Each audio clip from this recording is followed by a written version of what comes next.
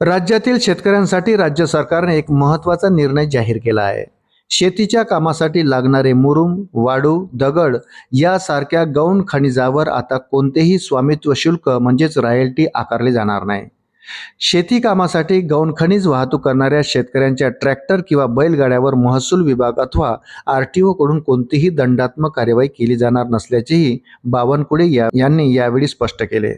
या निर्णयामुळे ग्रामीण भागातील शेती संबंधित विकास कामांना चालना मिळण्याची शक्यता व्यक्त केली जात आहे।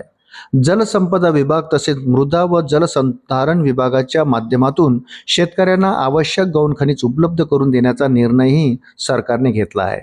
विहीर, शेतातील रस्ते, गोठा, शेतघर तसेच इतर शेतीपूरक कामासाठी या निर्णयाचा फायदा होणार आहे। या योजनेचा लाभ घेण्यासाठी संबंधित शेतकऱ्यांना आपल्या परिसरातील मंडळ अधिकाऱ्यांकडे साधा अर्ज करावा लागणार आहे।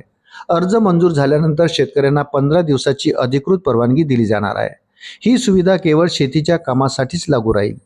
गौण खनिजाचा कोणताही व्यावसायिक वापर किंवा कमर्शियल वाहतूक आढळल्यास संबंधितावर कायदेशीर कार्यवाही केली जाईल, असा इशारा बावनकुळे यांनी दिला। शेतकऱ्यांचा ट्रॅक्टर आता कुठलाही तहसीलदार, पोलीस पकडणार नाही, अशी ग्वाही बावनकुळे यांनी सभागृहात दिली। सरकारच्या या निर्णयाचे सत्ताधारी आणि विरोधक अशा दोन्ही बाजूंनी स्वागत करण्यात आले। भाजप आमदार गोपीचंद पडळकर यांनी हा निर्णय शेतकऱ्यांना आर्थिक भुर्दंडातून दिलासा देणारा असल्याचे म्हटले, तर काँग्रेस नेते विजय वडेट्टीवार यांनीही या निर्णयामुळे ग्रामीण भागातील शेतकऱ्यांना प्रशासकीय त्रासातून मुक्ती मिळेल अशी प्रतिक्रिया दिली। अशाच नवनवीन अपडेटसाठी व्हिडिओला लाईक आणि चॅनलला सबस्क्राईब जरूर करा। धन्यवाद।